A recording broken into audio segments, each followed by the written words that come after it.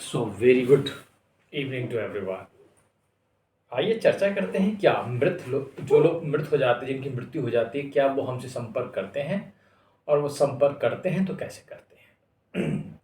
तो पहले सवाल का जवाब तो ये है कि क्या वे कम्युनिकेट करते हैं, whether they communicate with us. The answer is yes. हाँ, वो कम्युनिकेट करते हैं, वो आपसे संपर्क करते हैं। क्योंकि वो क्यों करते हैं उसका भी कारण है। वो आपको आपके भलाई के लिए ही संपर्क करते हैं। ठीक है, वो आपको आपका कुछ अच्छा बताने के लिए, कुछ हित करने के लिए, या कहीं उनको कोई कष्ट हो रहा होता है उसको बताने के लिए किसी मैसेज के रूप में वो आपको भेजते हैं। ठीक है, क्योंकि हमारे यहाँ तो मान्यता है कि अगला जन्म होता है। मरने के बाद जीव जो शरीर से बाहर निकलता है उसको वैसे प्रेत कहा जाता है। ठीक है। वो प्रेत घूमता रहता है जब तक उसको, कई योनियों में, जब तक उसे जगह नहीं मिलती, या कई बार वो तुरंत जन्म जन्म ले लेता है, वो जैसा भी हो।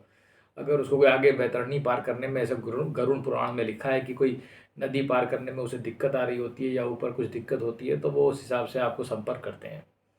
लेकिन मेरे जो अनुभव रहे हैं मैं आपको उनके बारे में बताता हूँ। देखिए, जब मेरे ताऊ जी की मृत्यु हुई थी तो मेरे ताऊ जी, जब हम लोग गए थे वहाँ पर शमशान घाट पर, तो वहाँ पर ताऊ जी का जब हो गया था संस्कार, तो उसके बाद तब ताऊ जी ने मुझसे ऐसे बोला था, आपको ये ऐसा नहीं है कि वो प्रेत आपके सामने खड़े हो जाएंगे या ताऊ जी खड़े हो जाएंगे, ऐसा कुछ नहीं होने वाला है।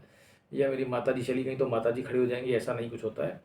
The point is from the consciousness itself, because सब कुछ कॉन्शियसनेस में ही रहता है ना, चेतना में ही तो सब कुछ है। जितना भी कुछ है, जो चैतन्य है वो चेतना में है, इसका मतलब है ना। कोई उसके कॉन्शियसनेस के बाहर या चेतना के बाहर तो कोई चला नहीं क्या है।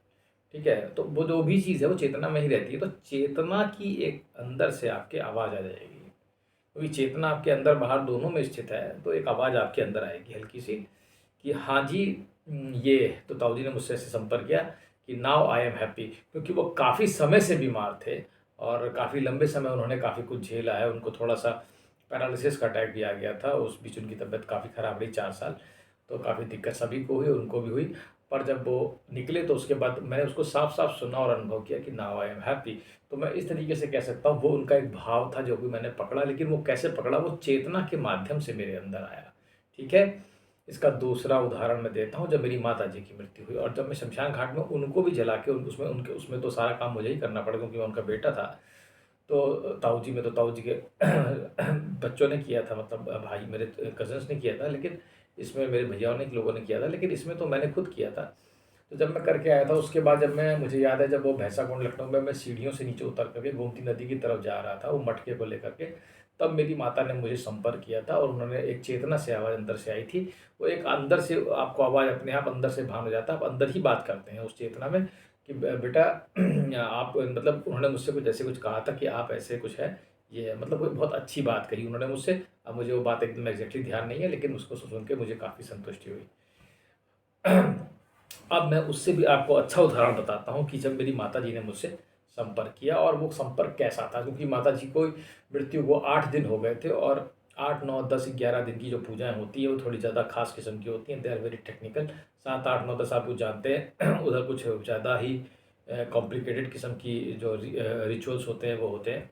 तो 8वें दिन आपको रिस्ट्रिक्ट कर दिया जाता है, आपका मूवमेंट कम्प्लीटली 7वें 8वें दिन से वो मूवमेंट रेस्ट्रिक्ट करके आपको एक जगह बैठा दिया जाता है और कुछ वो आपको कहीं भी हिलने नहीं देते, कुछ ऐसे कुछ था। तो मुझे भी एक जगह पर ही सोना था, एक जगह पर चारों तरफ एक जगह से दीवार, गोबर की हल्की सी दीवार टाइप की बना दी जाती है और उसके अंदर ही हम इधर सोना होता है हमको, ऐसे कुछ था। तो तो मैं ऐसे ही रात में लेटा हुआ था।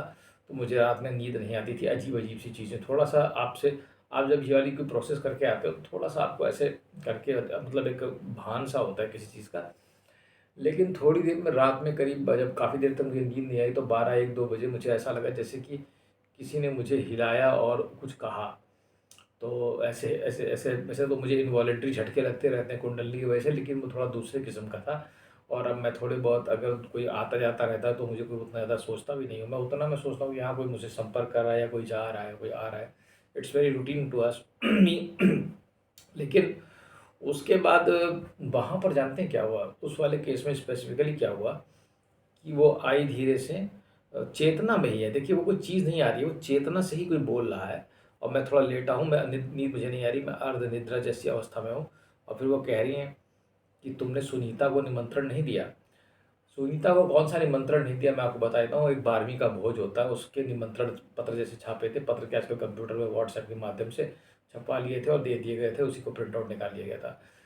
अब जब मैं सुबह उठा तो मुझे ये चीज़ ध्यान आई, तो मैं रात में थोड़ा इस बात से घबरा भी गया था, तो मैं उधर जाके सो गया दूसरे कमरे में। मैंने कहा मैं भाई मुझे डर लग रही है, ठीक है।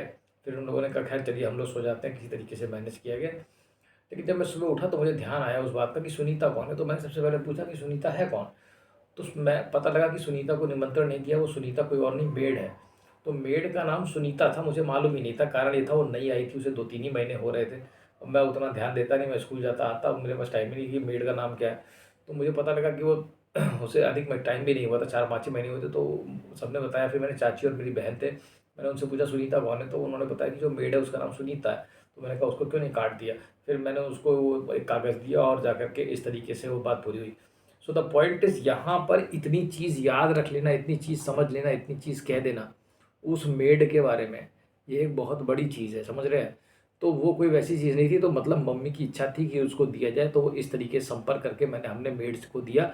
और मेड आज आज माता जी की मृत्यु को 30 अगस्त को हुई थी। आज 4 महीने हो गए करीब करीब, अगस्त सितंबर अक्टूबर नवंबर दिसंबर हो गया करीब करीब। तो इतने महीनों बाद आप समझ लीजिए कि वो चीज़, मतलब मैं आपको बता रहा हूँ। तो इस तरीके से वो जो मैसेज कन्वे करना होता है वो कन्वे करते हैं वो लोग, ठीक है। तो उसमें कोई ये चीज़ नहीं है कि कोई आपके सामने भूत खड़ा हो जाएगा या प्रेत खड़ा हो जाएगा। किसी प्रेत को देख लेना, भूत को देख लेना भी एक बहुत बड़ी चीज़ है, मैं आपको बता दे रहा हूँ। इट्स वो भी एक ब्लेसिंग है। कोई बुरा नहीं करते, अगर वो अच्छे होते हैं तो अच्छे ही करते हैं। हाँ, ये एक अलग चीज़ है कि थोड़े बहुत बुरे भी हो सकते हैं, तो नुकसान पहुंचा सकते हैं शरीर के अंदर, जो घुस करके आपको परेशान करते हैं। ऐसा नहीं है, लेकिन आप उनसे खैर बचिए अगर आपने ऐसा कुछ नहीं किया तो। नॉर्मली जो आपके रिलेटिव्स होते हैं वो जनरली क्या है ना, वो they use to come, okay, parents हैं ये हैं, तो वो आएंगे तो आपका अच्छा ही जाएंगे। वो आपका देख सकते हैं, इनको पितरलोक में भेजा जाता है, एक लोक होता है पितरलोक। That is a very auspicious, वो बहुत ही ऑस्पिशियस किस्म का लोग है। ऐसा नहीं है कि उसमें कुछ वो है, वहाँ जाते हैं वो लोग रहते हैं जो अच्छे कर्म किए होते हैं, वहाँ पता नहीं उसमें क्या क्या कर्म का फिलॉसफी है। बहरहाल, तो मैं एक चीज़ आपको और बता देता हूँ, इसी वीडियो में मैं बता देता हूँ कि जब भी आप क्रियाकर्म करके, मतलब जब आप किसी में शमशान में आते हैं, जब आप करते हैं किसी भी अपने घर वालों का, जो जब भी किसी का करें, तो उसका कोई भी चीज़ अपने घर में मत लाएं, ठीक है। This is very important point, यहाँ पर मैं इसको डिस्कस कर लेता हूँ। बिकॉज अगर आप उसको लाते हैं, वो मैं उसको हल्के में ले रहा था, ओके। चलिए मैं इसको एक नेक्स्ट वीडियो में डाल देता हूँ या बता दूँ इसी में, तो चलिए मैं इसका एक, अच्छा इसी वीडियो में बताता हूँ sir. So the point is, उसमें क्या है कि अगर आप उस चीज़ को, किसी भी चीज़ को घर में लेके आते हैं तो उसका इफेक्ट आप पे होता है। पहले मैं उस चीज़ को बहुत सीरियसली नहीं लेता था, मैं उसको पंडित जी बताते थे ऐसा कर दो, मैं ज़्यादा, लेकिन मैंने उस चीज़ का आभास किया है। जब तक वो चीज़ घर पे रहती है, एक आपके अंदर एक अजीब सी सेंसिटिविटी डेवलप होती है, एक अजीब सी वाइब क्रिएट होती है, एक अजीब से थॉट्स क्रिएट होते हैं, ठीक है। अगर गलती से आप कुछ ले आए, तो उस चीज़ को मैंने उस चीज़ से ध्यान किया था कि मैंने एक चीज़, जिस चीज़ में खाना बन रहा था, उस चीज़ को गलती से घर में रख दिया गया था, तो उसका इम्पैक्ट घर में पड़ने लग गया था। I have to throw it out, तो उससे वो चीज़ ठीक हो गई। सो द पॉइंट इज, इस चीज़ का भी ध्यान रखें कि कोई भी चीज़ अगर उस चीज़ में इस्तेमाल हुई है, उसे घर के अंदर बिल्कुल भी मत रखिए, उसे तुरंत उसे बाहर कर दिए। चाहे रिचुअल्स आप कहीं भी करा रहे हो, किसी नदी के किनारे करा रहे हो, तो कोई भी चीज़ लेके मत आइए, कोई जो है वहाँ है उसका, उस चीज़ को बिल्कुल सेपरेट रखिए। जो भी कपड़े वपड़े पहने वो सब तो खैर हटा ही दिए जाते हैं, लेकिन स्टिल अगर आप में कोई चीज़ गलती से भी आ जाए, तो उस चीज़ को गलती से भी रह जाए तो उसको रिमूव कर देना चाहिए। बिकॉज उससे भी वो एक माध्यम बन सकता है संपर्क करने का, ठीक है। उससे आपके पास थोड़े बहुत अजीब अजीब सी चीज़ें आपके पास हो सकती हैं, आपको जैसे लगता है पैरानॉर्मल एक्टिविटीज़ जिन्हें आप कह सकते हो, उन चीज़ों से आप परेशान हो सकते हो। सो उस चीज़ को आप थोड़ा सा ध्यान रखिएगा, ठीक है। तो आत्माएं संपर्क करती हैं या जन जीव संपर्क करता है, हाँ करता है, वो अपनी नीड्स उसकी हो सकती हैं, वो आपके हित के लिए कर सकते हैं, वो आपका भला ही चाहते हैं जहाँ तक मैं समझता हूँ, ठीक है। उसमें ऐसा कुछ नहीं है। जो भी कुछ उसके रिचुअल्स लिखे गए हैं वो थोड़े बहुत कर देने चाहिए, इनको बिल्कुल भी आप नगण्य नहीं मानिए।